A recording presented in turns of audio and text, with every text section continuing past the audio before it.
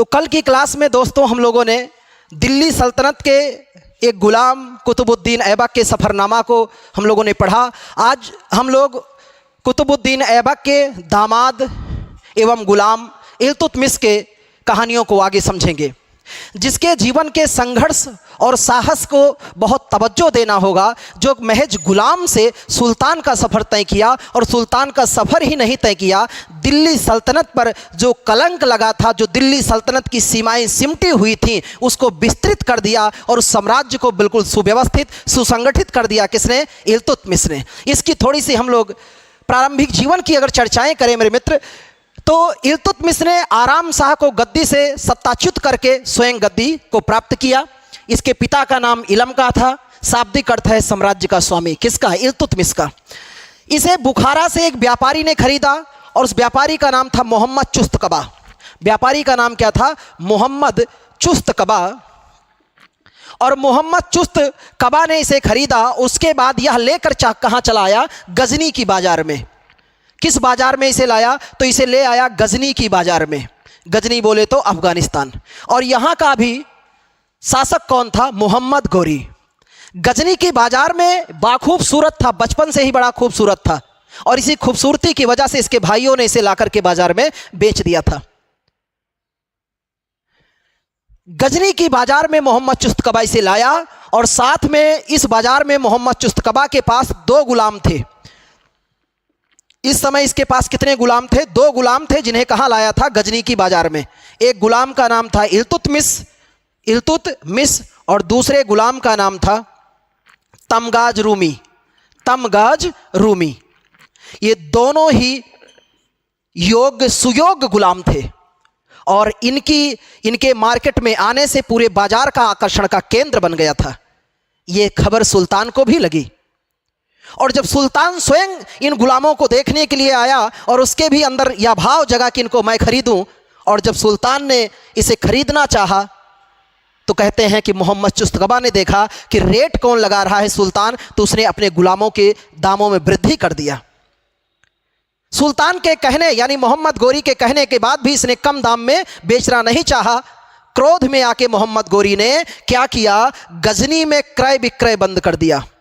क्रय और विक्रय बंद कर दिया। किसकी वजह से? इल्तुतमिश और तमगाज रूमी को मोहम्मद चुस्तकबा ने कम पैसे में नहीं दिया, इसलिए मोहम्मद गोरी ने क्या किया? गजनी की बाजार में गुलामों का खरीदना और बेचना बंद हो गया और इसे आना पड़ा कहाँ? भारत में।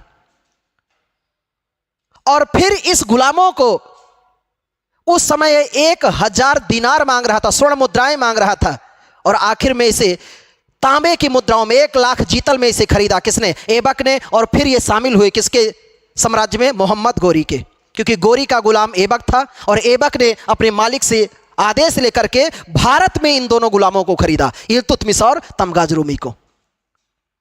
और आरंभ में इसे मोहम्मद गोरी ने अपने शाही अंगरक्षक में पद पर शामिल किया था, और जब इसके कारनामों को देखा चंद्रावर के युद्ध में, तो मोहम्मद गोरी ने ऐबक से कहा कि इसके साथ एक अच्छा और नेक व्यवहार करना।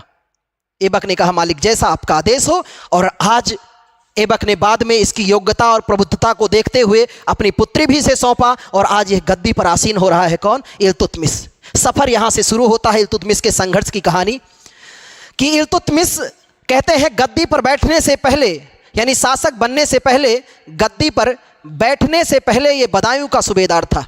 बैठने से पहले कहाँ का सूबेदार था? तो बैठने से पहले बदायूं का सूबेदार था। बदायूं यूपी में है। सूबेदार जिसे आज हम लोग प्रांत कहते हैं, उसे पहले सूबा कहते थे। सूबा प्रांतों को क्या कहा जाता था? सूबा। और सूबा का प्रमुख जो होता था उसे हम क्या कहते थे? सूबेदार कहा करते थे। मेरे मित्र, यहाँ का सूबेदार था और यहाँ से आया और गद्दी आसीन हुआ कौन? इल्तुतमिश। और सफर यहाँ से शुरू होता है किसका? इल्तुतमिश का। इल्तुतमिश के कारनामों की बात करें हम लोग, तो इल्तुतमिश जब गद्दी पर बैठा तो पूरे दिल्ली सल्तनत पर आतंक का छाया, एकदम आतंक का साया मंडरा रहा था। और उसने क्या किया? गद्दी पर बैठते ही पहली नीति बनाई कि जितने उसके विरोधी, क्योंकि वो देखा अभी भी जीवित हैं कौन? मोहम्मद गोरी के 2 वफादार गुलाम एल्दौज और कुबाचा। तो इल्तुतमिश ने इल्तुतमिश के सामने जो समस्याएं आई, उस समस्याओं में अगर हम लोग बात करें तो इसके सामने जो पहली समस्याएं थी वो कैसी समस्याएं थी? तो पहली समस्याएं थी विरोधी, इसके प्रमुख विरोधियों की। इसके विरोधी पहले कौन थे? इसके प्रमुख विरोधी। और ये विरोधियों को हम लोग कहें तो ये आंतरिक समस्या का हिस्सा माना जाता है। यानी ऑल ओवर अगर हम लोग बात करें तो पहले विरोधियों को इसने क्या किया, इसके विरोधी एक समस्या बन चुके थे। दूसरी समस्या इसके सामने क्या थी? मंगोल आक्रमण, मंगोल अटैक। और तीसरी समस्या क्या थी? तो तीसरी समस्या थी साम्राज्य विस्तार, साम्राज्य विस्तार, क्योंकि यह बिल्कुल सिमट चुका था।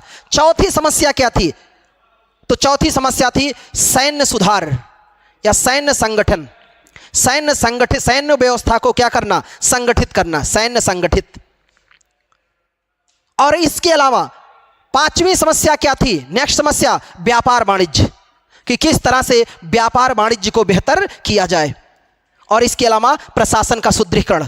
ये सारी समस्याएं उस समय विद्यमान थी कहां? दिल्ली सल्तनत पर। जब कौन बैठा? इल्तुतमिश। तो एक एक समस्या लेकर वो निजात करना शुरू किया। विरोधियों में सबसे पहले उसने, उसके प्रमुख विरोधी में कौन है? एल्दौज। एक विरोधी कौन है? एल्दौज। दूसरा विरोधी कौन है? कुबाचा। पहला यल्दौज, दूसरा कुबाचा, तीसरा कौन है? अली मर्दान, अली मर्दान। मेरे मित्र, एल्दौज गजनी की गद्दी को संभाल रहा है, गजनी का सूबेदार है। कुबाचा काबुल व सिंध का क्षेत्र, काबुल, मुल्तान व सिंध का क्षेत्र इसके पास है।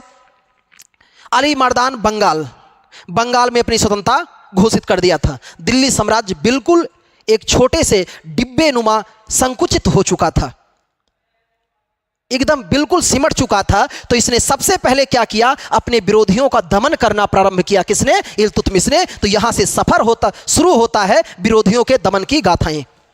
और विरोधियों के दमन की गाथाओं में हम लोग बात करें इल्तुतमिश के संदर्भ में, तो सबसे पहले उसका जो सबसे दुष्ट प्रवृत्ति का विरोधी था, जो दिल्ली की सत्ता को हथियाना चाहता था, उसका नाम क्या था? ताजुद्दीन एल्दौज। और एल्दौज की स्थिति ऐसी हुई कि वह गजनी छोड़ करके कहां पहुंचा? भारत की भूभाग में आकर पहुंचा। और कहां पर? हरियाणा के क्षेत्र में। और यहां जब पहुंचा तो यहां एक युद्ध हुआ जिसका नाम है तराइन का तीसरा युद्ध। तराइन का तीसरा युद्ध। तराइन का पहला युद्ध हम लोगों ने देखा 1191 में, पिछले वीडियो में आप इसको जरूर देखना। दूसरा 1192 में। तराइन का तीसरा युद्ध हुआ। तराइन कहां है? हरियाणा में है। यह युद्ध हुआ 1215 और 16 में। यह युद्ध किसके किसके मध्य हो रहा है? एक तरफ इल्तुतमिश है और दूसरी तरफ कौन है? तो दूसरी तरफ है आपका एल्दौज, जो गजनी का सूबेदार था। और इस युद्ध में पराजित किसे कर दिया? तो इल्तुतमिश ने पराजित किया एल्दौज को। और विजयी हुआ कौन? इल्तुतमिश विजयी हो गया, एल्दौज पराजित हो गया। और एल्दौज यहां से भगा, इल्तुतमिश की सेना उसके पीछे लगी। और आखिर में फिर इल्तुतमिश ने क्या किया? एल्दौज का खात्मा कर दिया। पहला दुश्मन समाप्त हो गया। दूसरा दुश्मन कौन बचा? कुबाचा। कुबाचा की तरफ इल्तुतमिश निगाहें करता कि इतने में दुनिया के सबसे खूंखार, एशिया का सबसे खूंखार और तानाशाही बादशाह का आगमन हो गया। किसका? मंगोलों का आक्रमण। तो दूसरे दुश्मन का समाप्त करता कि इससे पहले एक विपदा फाट पड़ी, जिसे हम लोग कहते हैं क्या हुआ? तो भारत पर मंगोलों का आक्रमण। भारत पर मंगोल आक्रमण, भारत पर मंगोल अटैक। ध्यान में रखना, यहां शब्द लिखा है भारत पर, भारत में नहीं हुआ। और यह आक्रमण कब हो रहा है? 1221 ईस्वी में। मेरे मित्र, ये आक्रमण क्यों हो रहा है? क्योंकि इस तराइन के तीसरे युद्ध में इल्तुतमिश की मदद किसने किया था? तो अफगान शासक ख्वारिज्म शाह ने मदद किया था। और कहते हैं कि मंगोलों को यहां क्यों आना पड़ा? क्योंकि मंगोलों का संस्थापक चंगेज खां है, जो मंगोलिया में निवास करता है। और मंगोलिया कहां है? चाइना के ऊपर और रसिया के बीच में। आप मानचित्र को देखिए, बिल्कुल वहां स्पष्ट होगा। रेगिस्तानी इलाका पाया जाता है। और यहाँ पर रेगिस्तान में पाई जाने वाली जनजातियाँ अक्सर बर्बर होती हैं, क्योंकि रेगिस्तान में उत्पादन बिल्कुल नगण्य होता है। तो भौगोलिक दशाएं इनकी ऐसी होती हैं कि इन्हें बर्बरता पर उतारू होना पड़ता है। और दुनिया का सबसे बर्बर शासक था ये, सबसे क्रूर शासक है कौन? चंगेज खां। चंगेज खां ने अफगान शासक को आमंत्रण भेजा कि आप मेरे से साथ समझौता कर लीजिए, मेरे साम्राज्य का हिस्सा बन जाइए। पर उसने उसके पत्र का जवाब नहीं दिया। और यह सूचना मिलते ही चंगेज खां क्रोधित हो गया, क्योंकि पूरे लगभग समूचे एशिया पर उसने विजय प्राप्त किया था। किसने? चंगेज खां ने। और चंगेज खां ने आक्रमण किया अफगानों पर। ख्वारिज़्म शाह फरार होकर के चला गया पूर्वी क्षेत्र में, पश्चिमी क्षेत्र में, पर उसका बेटा जो जलालुद्दीन मांगबरनी था वह किधर चला आया? पूर्वी क्षेत्र में भारत की तरफ, और इनका पीछा करते हुए चंगेज खां आया। तो भारत पर मंगोल आक्रमण का नेतृत्व किसने किया था? तो मंगोलों के संस्थापक चंगेज खां। चंगेज खां ये दुनिया का सबसे खूंखार शासक है। कहते हैं कि इनकी आदतें बन चुकी थी मंगोलों की। ये सरों को काटकर मीनार बना के उसमें उसे जलाते और साथ में जश्न मनाते थे। सुराज और सोम लेकर के जश्न आयोजित करते थे। सरों को एक एक हजार सरों को काटकर ये जश्न मनाते और आंखों को निकालकर गोटियां खेलते थे। ऐसा तानाशाह शासक चंगेज खां। जैसे शोले फिल्म में लोग कहते हैं कि बेटा सो जा नहीं गब्बर सिंह आ जाएगा, तो एशिया में उस समय कहा करते थे बेटा सो जाने था चंगेज खां आ जाएगा, जिसका मूल नाम तैमूचिन मिलता है। क्या नाम मिलता है? तैमूचिन। कहीं कहीं तैमूजिन भी लिखा मिलेगा। तैमूचिन या तैमूजिन यानी चंगेज खां भारत पर आक्रमण किया और पीछा करते हुए आया। किसका पीछा करते हुए ये भारत आ पहुंचा? यह उम्मीद न थी कि चंगेज खां भारत आ जाएगा, और पीछा इसने किसका किया? जलालुद्दीन मांगबरनी का। जलालुद्दीन मांगबरनी का। जलालुद्दीन मांगबरनी ख्वारिज़्म शाह का बेटा है। चंगेज खां की अधीनता को स्वीकार नहीं किया है। जलालुद्दीन मांगबरनी सिंध के क्षेत्र में आया, और सिंध के क्षेत्र में सिंध नदी के तट पर आ पहुंचा। कौन? चंगेज खां। अभी भारत का सुल्तान कौन है? इल्तुतमिश। अभी गद्दी पर प्राप्त किया है। अभी चंद कुछ ही समय पर वो गद्दी पर बैठा है। अभी सेनाएं उसकी व्यवस्थित नहीं है, और जो चंद सेना है भी वो इस लायक नहीं है कि मंगोलों का मुकाबला कर सके। इतनी सुयोग्य और सुव्यवस्थित सुसंगठित सेना उसके पास नहीं है। इल्तुतमिश ने सोचा, समझबूझ का यहाँ कार्य था, और उसने बिल्कुल समझता अपनी सूझता को दिखाते हुए डिसीजन लिया। किसने? इल्तुतमिश ने। चंगेज खां ने तुरंत मैसेज भेजा कि बेटा मेरे गद्दार को शरण मत देना, और अगर मेरे गद्दार को तुमने शरण दे दिया तो मैं दिल्ली सल्तनत को चंद चुटकियों में नस्ता नाबूद कर दूंगा, समाप्त कर दूंगा। इल्तुतमिश ने कहा चाचा बौखला कह रहे हो, ऐसा कुछ मैं करने वाला नहीं हूं। इधर जलालुद्दीन मांगबरनी ने क्या किया? इमादुल मुल्क को भेजा। किसके दरबार में? इल्तुतमिश के दरबार में। इसने अपना दूत भेजा। दूत भेजा किसके दरबार में? इल्तुतमिश के दरबार में। इल्तुतमिश के पास अपना दूत भेजा इमादुल मुल्क को, और इल्तुतमिश ने क्या किया? इसके दूत की क्या करा दी? हत्या करा दी। कोई भी जानकारी से नहीं प्राप्त हुई। जलालुद्दीन मांगबरनी ने मदद मांगी इल्तुतमिश से कि भैया मेरी मदद किया जाए, मेरे पिता ने तराइन के तीसरे युद्ध में आपकी मदद की थी। और इधर इल्तुतमिश को चंगेज खां ने क्या दे दिया है? चेतावनी कि अगर तुमने मदद किया तो नस्ता नाबूद कर दूंगा मैं दिल्ली सल्तनत को। इल्तुतमिश तो बीच में एकदम फंस चुका है, और इल्तुतमिश ने सूझबूझ का फैसला लिया। जलालुद्दीन मांगबरनी की मदद नहीं की। जलालुद्दीन मांगबरनी ने क्या किया? सिंध के क्षेत्र में आकर, किस क्षेत्र में? सिंध के क्षेत्र में आया, और यहां से पदस्थ किया कुछ समय के लिए। किसको? कुबाचा को। और यहां पर उसने सिंध के क्षेत्र में खोखर सरदारों से वैवाहिक संबंध स्थापित किया। वैवाहिक संबंध बनाया इसने, और वैवाहिक संबंध बना के ये क्या किया? चुपके से यहां से फरार हो गया। और इस तरह क्या हुआ? चंगेज खां ने कहा था कि अगर बेटा तू मदद नहीं करेगा तो मैं दिल्ली सल्तनत पे आंच नहीं आने दूंगा। ये वीर योद्धा था, अपनी बात का बिल्कुल पक्का व्यक्ति था। इल्तुतमिश ने ना तो मदद किया, किसका? जलालुद्दीन मांगबरनी की मदद भी नहीं किया, और इनके चेतावनी से भी बच गया। यानी सांप भी मर गया और लाठी भी बच गई। इल्तुतमिश का साम्राज्य बिल्कुल सुरक्षित रहा। चंगेज खां यहां से वापस चला गया। तो ये भारत पर मंगोल आक्रमण 1221 में। इस मंगोल आक्रमण पर मैं एक पूरा वीडियो बनाऊंगा, आपको बताऊंगा। बड़ी इंटरेस्टिंग कहानी है कि मंगोलों ने भारत पर आक्रमण किया, ऐसी क्या जरूरत पड़ी कि उनको भारत में आना पड़ा। तो दूसरी घटना भी क्या रही? समाप्त रहा। दूसरा भी समस्या उससे बच गया। कौन? इल्तुतमिश। दूसरी समस्या यही थी कि उसे बचना था किस आक्रमण से? मंगोल आक्रमण से भी, और मंगोल आक्रमण से भी बचा। अभी उसका एक विरोधी प्रतिद्वंदी अभी जीवित है, जिसका नाम क्या है? कुबाचा। अब इल्तुतमिश ने रुख किस पर किया? कुबाचा पर। तो इल्तुतमिश ने क्या किया? कुबाचा को पराजित किया। कुबाचा को क्या किया? पराजित किया। और कुबाचा जब पराजित हुआ तो कुबाचा भगा, और भाग कर इसने क्या किया? सिंध नदी में कूदकर आत्महत्या कर ली। इस तरह से इल्तुतमिश के विरोधियों का खात्मा हो चुका। 2 विरोधी चले गए। अब बचा है कौन? अली मर्दान। अली मर्दान बचा है कहां पर? बंगाल पर। तो यह रुख कब आता है? तब अलाउद्दीन ने अपनी अगली पॉलिसी क्या शुरू की? साम्राज्य विस्तार। साम्राज्य विस्तार। और साम्राज्य विस्तार के संदर्भ में अलाउद्दीन ने जिस तरह से यल्दौज और कुबाचा को समाप्त कर दिया, कहते हैं इल्तुतमिश ने अपने काल में क्या किया, दिल्ली सल्तनत को गजनी से अलग कर दिया। इसने क्या किया, दिल्ली को गजनी से अलग कर दिया। दिल्ली को गजनी से अलग किया किसने, इल्तुतमिश ने अलग कर दिया। बिल्कुल अभी तक गजनी का जो संबंध दिल्ली से था उसे समाप्त कर दिया। किसको मारकर, यल्दौज को मारकर। और इधर जब इल्तुतमिश अपने रणभूमि युद्धों में व्यस्त था, इसका फायदा उठाया किसने, बंगाल और बिहार के शासकों ने, और अली मर्दान ने अपने को स्वतंत्र अनाउंस कर दिया।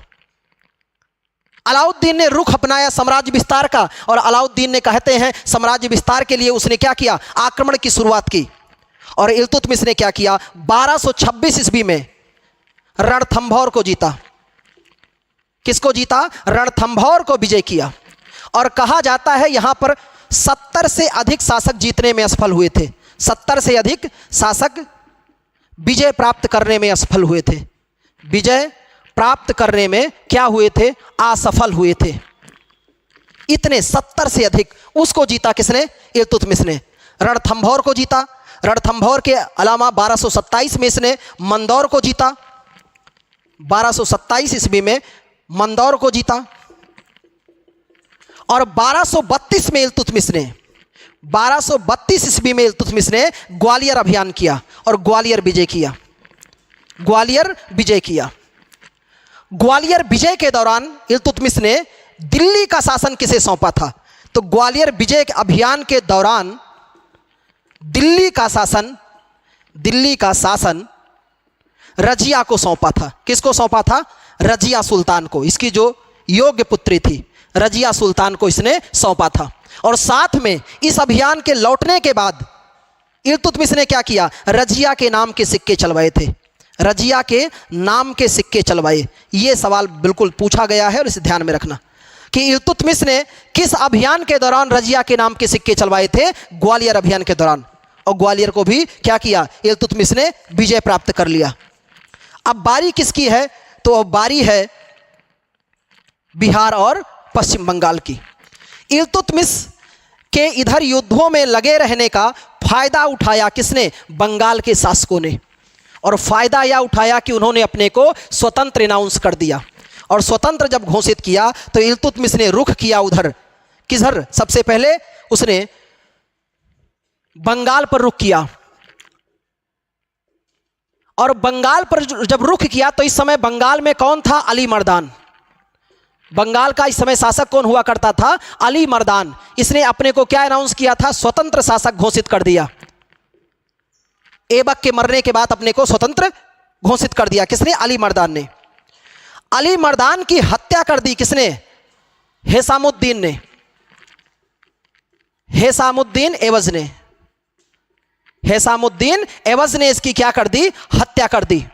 और हेसामुद्दीन एवज पर जब नेतृत्व लेकर पहुंचा कौन, इल्तुतमिश, तो हेसामुद्दीन एवज ने क्या कर दिया, आत्मसमर्पण किया। किसके समक्ष, सुल्तान के समक्ष आत्मसमर्पण किया। 1225 ईस्वी के लगभग किसके समक्ष, सुल्तान के समक्ष। अभी सुल्तान कौन, इल्तुतमिश।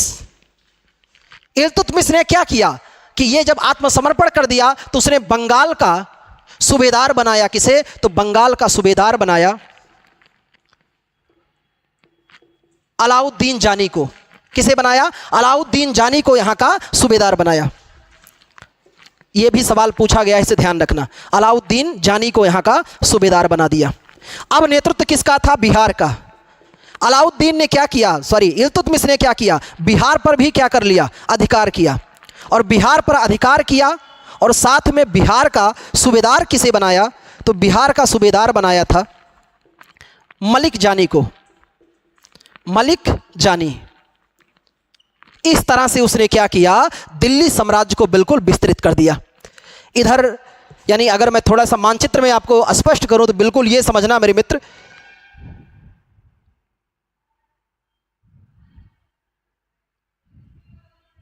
कि ये पाकिस्तान वर्तमान का है, ये अफगानिस्तान है और ये आपका दिल्ली सल्तनत है। इल्तुतमिश जब बैठा तो यहां का क्षेत्र भी अधिकार कर लिया और इस पूरे क्षेत्र पर, ये पूरा का पूरा हिस्सा किस में शामिल हो गया? दिल्ली सल्तनत में। उसने राजस्थान के इलाकों को जीता। इसके अलावा उसने यूपी के भी बहराइच, बदायूं, कटिहार, अवध, इस पर भी अधिकार कर लिया। किसने? इल्तुतमिश ने। और यहाँ मित्र ध्यान रखना कि दोआब के क्षेत्र में इसी इल्तुतमिश के काल में अवध क्षेत्र में, किस क्षेत्र में? अवध क्षेत्र में पृथु का विद्रोह हुआ था। ये ध्यान रखना। कौन सा विद्रोह हुआ? पृथु का विद्रोह हुआ था। किसके काल में? इल्तुतमिश के काल में। और इल्तुतमिश ने इस विद्रोह को क्या कर दिया था? समाप्त किया था। तो अवध में इसके काल में कौन सा विद्रोह हुआ? पृथु का विद्रोह। और इसने उत्तर प्रदेश पर भी के काफी भागों पर अधिकार कर लिया और दिल्ली सल्तनत के साम्राज्य को विस्तृत कर दिया। किसने? इल्तुतमिश ने। और मेरे मित्र कहते हैं कि जब इस तरह से साम्राज्य भी विस्तार कर दिया, तब अब इल्तुतमिश की वीर गाथाएं और कहानियां शुरू होती हैं। समझना, इतिहास के रुख और इसके ऐतिहासिक पहलुओं का जिक्र तो अब मैं शुरू कर रहा हूं मेरे मित्र। इल्तुतमिश ने इन सभी को सफाया किया। इल्तुतमिश के बारे में क्या क्या कहा जाता है? तो इल्तुतमिश जब गद्दी पर बैठा तो इसकी उपाधि, इसे उपाधि क्या मिली? तो इसकी उपाधि मिली थी मेरे मित्र सुल्तान ए सईद। उपाधि क्या थी? सुल्तान। सुल्तान की उपाधि इसे मिली। और सुल्तान की उपाधि किसने दिया? खलीफा ने। कहाँ के? अब्बासी खलीफा। अब्बासी खलीफा, अब्बासी खलीफा अल मुंतसिर बिल्लाह, अल मुंतसिर बिल्लाह, सिर बिल्लाह ने इन्हें कौन सी उपाधि दिया? तो सुल्तान की उपाधि दिया। और ये उपाधि कब दिया था? 1229 ईस्वी में। और साथ में खिलअत भी दिया। क्या दिया? खिलअत। खिलअत क्या होता है? नियुक्ति पत्र। यानी सुल्तान का नियुक्ति पत्र भी इसे दिया। किसने? खलीफा ने, जो अब्बासी वंश का खलीफा था। कुरैश वंश के बाद दो वंश आए, उमैया वंश और अब्बासी वंश। ये आप पिछले वीडियो में देखना, अरबी आक्रमण में। इसको हम लोग इस्लाम के उदय में पढ़ते हैं, अरबी आक्रमण के पहले। तो इसे 1229 में सुल्तान की उपाधि मिली। इसके अलावा इसने यामीन उल मिल्लत, यामीन उल मिल्लत की भी उपाधि धारण किया था। यामीन उल मिल्लत। और कहते हैं कि इस तरह से खलीफा से इसे किसकी मान्यता मिली? सुल्तान की मान्यता मिली। और इसी प्रकार जब ये पहली बार ऐसा हो रहा है दिल्ली सल्तनत में, इसलिए इल्तुतमिश को कहा जाता है, ये डाटा खूब याद रखना मेरे मित्रों, इल्तुतमिश को क्या कहा जाता है? दिल्ली सल्तनत का पहला वैधानिक सुल्तान। दिल्ली सल्तनत का पहला वैधानिक सुल्तान। वैधानिक मतलब जिसको मान्यता कौन दे दे? खलीफा दे दे। तो दिल्ली सल्तनत का पहला वैधानिक या कानूनी सुल्तान किसे कहते हैं? इल्तुतमिश को कहते हैं वैधानिक सुल्तान। इसके अलावा मेरे मित्र गुलाम वंश का वास्तविक संस्थापक किसे कहा जाता है? तो गुलाम वंश का वास्तविक संस्थापक इसी को कहा जाता है, इल्तुतमिश को। इसके अलावा मेरे मित्र बात करें दिल्ली सल्तनत का वास्तविक संस्थापक कौन है? तो दिल्ली सल्तनत का भी वास्तविक संस्थापक यही है, इल्तुतमिश। इसके इतर में बात किया जाए मेरे मित्रों तो दिल्ली सल्तनत गुलाम वंश, इसके अलावा बात कहा जाए इलबारी वंश। कौन सा वंश? इलबारी वंश। इलबारी वंश का भी संस्थापक एवं वास्तविक संस्थापक इसी को माना जाता है, इल्तुतमिश को। इसके इतर में बात करें शमसी वंश का, एक वंश और मिलता है, शमसी वंश का भी संस्थापक किसे कहते हैं? इल्तुतमिश को। और बिल्कुल इन तथ्यों को बिल्कुल मिस नहीं करा मेरे मित्र। इसके अलावा भारतीय मकबरा का संस्थापक किसे कहते हैं? तो भारतीय मकबरा का संस्थापक कहा जाता है इल्तुतमिश को। और आखिरी में बात करें तो भारतीय मदरसा का भी संस्थापक किसे कहते हैं? भारतीय मदरसा यानी विद्यालय, मुस्लिम विद्यालय, भारतीय मदरसा का भी संस्थापक किसे कहते हैं? इल्तुतमिश को। इन चीज़ों को छोड़िएगा मत, यही बिल्कुल इसकी सबसे महत्वपूर्ण विशेषताएं और क्वेश्चन के दृष्टि से बिल्कुल रामबाण सुरमा के तथ्य हैं, इनको भूलना नहीं मेरे मित्र। और यहाँ से जब उसने अपने विरोधियों को, आपने देखा किस तरह विरोधियों को नस्तानाबूद कर दिया, मंगोल आक्रमण से बच लिया और साम्राज्य का विस्तार कर लिया। अब कहानी शुरू होती है उसके अपने प्रशासन सुधार की। और सबसे ज़्यादा उसने जोर किस पर दिया? तो सबसे पहले उसके हम लोग बात करें किसकी? सैन्य सुधार की। तो इल्तुतमिश ने अपने सेना पर विशेष जोर दिया, क्योंकि सेना ही साम्राज्य के सुरक्षा का एक माध्यम है। साम्राज्य सुरक्षित रहेगा, साम्राज्य बेहतर रहेगा, यानी सेना बेहतर होगी तब। आज हम लोग तालीम अर्जित कर रहे हैं, 1% की भी दिक्कत नहीं है। किसकी वजह से? हमारी सैनिकों की वजह से। हमारे लिए बिल्कुल खड़े और डटे हैं, इसलिए इनको सलाम है। अगर यही हम लोग पाकिस्तान में होते तो बिल्कुल वहाँ एक वर्ग दूसरे वर्ग को क्या कर रहा है? क्लास चल रही है, पहुँचे, 2 बम उठा के फेंके और दरवाज़ा बंद कर दिए, सब लोग बम फटा चोखा बन गए। पर यहाँ क्या है? आराम से चैन की नींद सो रहे हैं, तालीम ले रहे हैं, कोई दिक्कत नहीं, कोई शिकवा शिकायत नहीं, क्योंकि बॉर्डर पे एकदम मुस्तैद है कौन? हमारी सेना। तो इल्तुतमिश ने सेना समझा कि अगर सेना बेहतर होगी तो साम्राज्य भी बेहतर होगा, इसलिए इसने पहला सुधार किस पे किया? सैन्य सुधार। और सैन्य सुधार की अगर हम लोग बात करें मेरे मित्र, तो सैन्य सुधार में इसने क्या किया? सर्वप्रथम पहली बार ऐसा पहल हो रहा है, क्योंकि ऐबक के काल में आपने पढ़ा, पिछला वीडियो देखिए, ऐबक के काल में सेना सुसंगठित और सुव्यवस्थित नहीं थी। सैन्य सुधार में इसने सर्वप्रथम क्या किया? अस्थायी व केंद्रीय सेना की शुरुआत की। अस्थायी व केंद्रीय सेना की शुरुआत किया किसने? इल्तुतमिश ने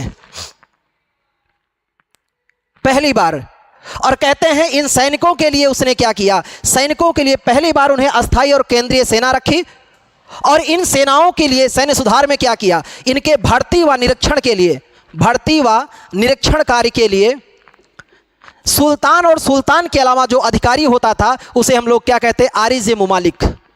आरिज़े मुमालिक यही बिल्कुल इनकी भर्तियां करता, निरीक्षण करता था सुल्तान के अलावा। कौन? आरिज़े मुमालिक। इसे सेनापति कह सकते हैं, या सेना पर नियंत्रण इसी का था। लेकिन प्रमुख सेनापति कौन होता था? सुल्तान स्वयं होता था प्रमुख सेनापति। इल्तुतमिश के अगला सुधार क्या रहा? तो इल्तुतमिश ने अपने प्रशासन पे जोर दिया, और प्रशासन सुधार में उसने क्या किया? इल्तुतमिश ने सर्वप्रथम मेरे मित्र क्या किया? सर्वप्रथम इक्ता प्रथा शुरू किया। इक्ता प्रथा, और ये भारत में सर्वप्रथम इसी ने शुरू किया। कहाँ पर? भारत में। लेकिन अगर इसके पहले नाम आ जाए तो क्या लगाना है? अगर इसके पहले पूछ लिया जाए मेरे मित्र, तो सबसे पहले इक्ता प्रथा मोहम्मद गोरी ने शुरू किया था, और पहला इक्ता किसे इक्तेदार बनाया था? कुतुबुद्दीन ऐबक को। इक्ता प्रथा शुरू किया किसने? इल्तुतमिश ने। इक्ता जो है किस भाषा का शब्द है? अरबी भाषा का शब्द है। अरबी भाषा का शब्द है ये, और इसका अर्थ होता है इक्ता का भूमि या जमीन, भूमि या जमीन का टुकड़ा। इल्तुतमिश ने क्या किया कि इक्ता जो था यह प्रदान किया। इक्ता प्राप्तकर्ता को क्या कहा जाता? इक्ता प्राप्तकर्ता को इक्तेदार कहा जाता था। क्या कहा जाता? इक्तेदार कहा जाता था।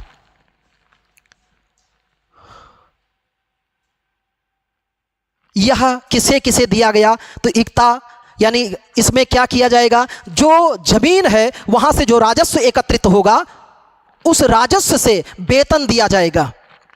इसी को क्या कहते हैं? इक्तेदार। जो यहां से वेतन प्राप्त करेगा उसे क्या कहेंगे? इक्तेदार। बाद में इसको प्रांतों में लागू किया किसने? इल्तुतमिश ने। मित्र ये सैनिकों और असैनिकों दोनों को दिया गया। सैनिकों को भी दिया गया और किसे दिया गया? असैनिकों को। यानी प्रशासन में भी और सैनिकों दोनों को क्या प्रदान किया गया? इक्ता। अब जो इक्तेदार होता वो अपनी रकम के बाद, अपनी रकम प्राप्त करने के बाद शेष रकम को, शेष रकम कहाँ रखता? तो शेष रकम को राजकोष में रखता था। कहाँ पर? राजकोष में रखता, जिसे मित्र क्या कहते? फवाजिल कहा जाता था। फवाजिल कहा जाता था। मैं इस पर और बातें करूं तो मेरे मित्र, जब इल्तुतमिश ने इक्ता प्रथा शुरू किया, जो दिया जाएगा किसको? सैनिक अधिकारियों, असैनिक अधिकारियों को। जो राजस्व एकत्रित होगा उससे अपना वेतन प्राप्त करेंगे। जो शेष राशि बचेगी वो सुल्तान के राजकोष में जमा होगा, जिसे क्या कहेंगे? फवाजिल कहेंगे। पर इल्तुतमिश ने जो इक्ता प्रथा शुरू किया वो हस्तांतरणीय था, यानी केवल एक ही व्यक्ति को नहीं रहेगा, वो ट्रांसफर भी किया जा सकता है। यानी इल्तुतमिश का इक्ता प्रथा क्या था? हस्तांतरणीय था। आगे हम लोग बात करेंगे कि इस हस्तांतरणीय व्यवस्था को आनुवांशिक किसने बना दिया, यानी पीढ़ी दर पीढ़ी किसके काल से चलना शुरू हुआ। उद्देश्य एक छोटा सा सुन लो, इसका उद्देश्य था सामंती शाही व्यवस्था को समाप्त करना। किसका उद्देश्य? इक्ता प्रथा का। मेरे मित्र, इक्ता प्रथा की पूरी जानकारी हमें कहाँ मिलती है? तो इसकी जानकारी हमें मिलती है सियासतनामा में। किस में मिलती है? सियासतनामा में। सियासतनामा, सियासतनामा पुस्तक में इक्ता प्रथा की जानकारी मिलती है। तो सबसे पहले क्या शुरू किया? इक्ता प्रथा। इसके अलावा इसने क्या किया? सर्वप्रथम इसने दल चालीसा का गठन किया। किसका गठन किया? दल चालीसा का गठन किया। दल चालीसा, इसमें कौन थे? तुर्की सरदार थे, वफादार तुर्की सरदार थे। कितने? 40 थे। इनका उद्देश्य क्या था? सुल्तान के साम्राज्य एवं सुल्तान के परिवार की रक्षा करना इनका दायित्व था। 40 योग्य तुर्की सरदार थे इसमें। और इसके अलावा इन्हीं को हम लोग क्या कहते हैं मेरे मित्र? इन्हीं को हम लोग कहते हैं तुर्कान चेहलगानी। तुर्कान चेहलगानी। ये भी सबसे पहले गठित किसने किया? इल्तुतमिश ने। और इसके आगे की कहानी बढ़ती है इल्तुतमिश के सफ़र की कि इसके अलावा इल्तुतमिश ने अपने प्रशासन में क्या सुधार किया। तो अपने प्रशासन में उसने व्यापार और वाणिज्य को बेहतर करने के लिए, क्योंकि आपके साम्राज्य में व्यापार और वाणिज्य तभी बेहतर हो पाएगा जब उसके लिए कोई एक निश्चित मुद्रा प्रचलन में हो। तो कहते हैं इल्तुतमिश ने क्या किया, सर्वप्रथम इसने मेरे मित्र क्या किया, सर्वप्रथम 2 अरबी सिक्के चलवाए। कितने? 2 अरबी सिक्के चलवाए थे। किसने? इल्तुतमिश ने 2 अरबी सिक्के चलवाए, जिसमें एक चांदी का था और दूसरा था तांबे का। चांदी के सिक्के के से हम लोग क्या कहते हैं, टंका या टका कहते हैं, और तांबे के सिक्के को क्या कहते हैं, जीतल कहा जाता है। और कहते हैं सर्वप्रथम इसने क्या किया, पश्चिमी देशों के आधार पर, विदेशियों के आधार पर इसने क्या किया, सिक्कों पर टकसाल वर्ष अंकित करवाया। सिक्कों पर क्या किया, सर्वप्रथम सिक्कों पर टकसाल वर्ष अंकित करवाया। जहां सिक्का छापा जाता था टकसाल वर्ष अंकित करवाया। और मेरे मित्र इल्तुतमिश के सिक्के के बारे में हम बात करें तो इसके सिक्के जो थे वो पश्चिमी देशों के सिक्कों के समान थे।